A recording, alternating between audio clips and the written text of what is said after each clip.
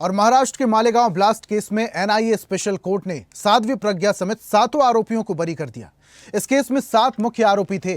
इनमें पूर्व भाजपा सांसद साध्वी प्रज्ञा ठाकुर, कर्नल प्रसाद पुरोहित, रमेश उपाध्याय, अजय राहेरकर, सुधाकर चतुर्वेदी, समीर कुलकर्णी और सुधाकर धर द्विवेदी शामिल थे।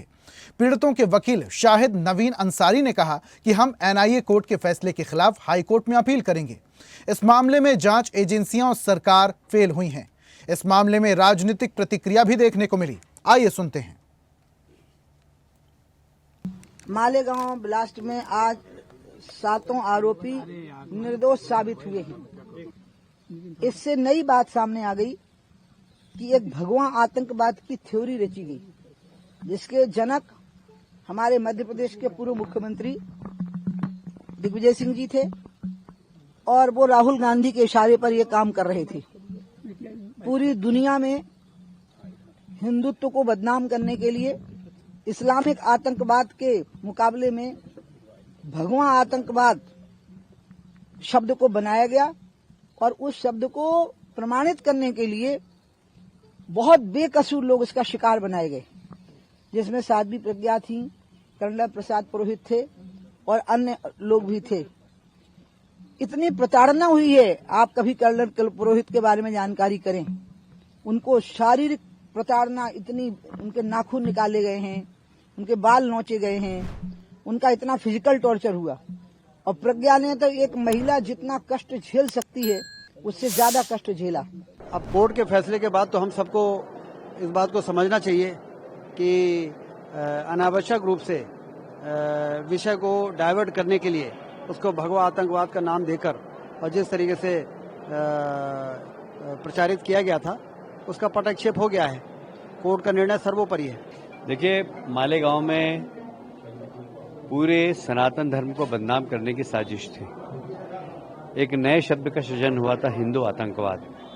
हिंदू कभी आतंकवादी हो ही नहीं सकता। हिंदू सहिष्णु है और सारे विश्व के लोग जानते हैं कि जहां जो देश संकट में है, हिंदुस्तान ने उसको पनाह दी है।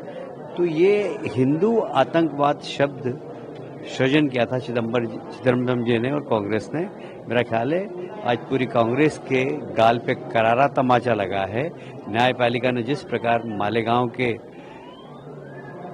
निरपराध लोगों को बरी किया है, मुझे लगता है कि ये शर्म से डूबने वाली बात है कांग्रेस के लिए। सुनियोजित षड्यंत्र था। हिंदुओं को बदनाम करने के लिए कांग्रेस चाह रही थी। दिग्विजय सिंह जी की मंशा थी, तत्कालीन मनमोहन सिंह सरकार की मंशा थी, सोनिया गांधी जी की मंशा थी कि आतंकवादियों का जो ब्लेम इस्लामिक कट्टरता पर लगा है वो कैसे भी हट जाए और हिंदुओं को, भगवा को आतंकवादी करार दे दिया जाए। इस सोची साजिश और रचना के तहत उनने मालेगांव में हिंदू धार्मिक लोगों को फंसाया है और इसलिए आज न्यायालय ने जो निर्णय दिया है वो स्वागत योग्य है। दूध का दूध, पानी का पानी क्लियर हो गया है। कांग्रेस की मानसिकता क्लियर हो गई है कि कांग्रेस आतंकवादियों के साथ है और हिंदुओं को आतंकवादी बनाकर जबरन फंसाना चाहती थी। अब न्यायालय ने बरी करा है तो मुझे उम्मीद है कि इसकी सुप्रीम कोर्ट में अपील होना चाहिए और सरकार अपील करे, जिस तरह बॉम्बे बम ब्लास्ट में करी है। मैं इस अपराध को किसी धर्म से नहीं जोड़ता, लेकिन जो भी अपराध है वो अपराध है। अब अगर एक न्यायालय से इनको क्लीन चिट मिली है तो बॉम्बे के बम ब्लास्टों को भी हमने अपील करी है। इसी तरह सरकार को इसमें भी करना चाहिए। और ऐसी ही ताजा खबरों के लिए लाइक, फॉलो और यूट्यूब पर सब्सक्राइब कर बेल आइकन जरूर दबाइए और हर अपडेट के लिए विजिट कीजिए स्वदेशलाइव.com।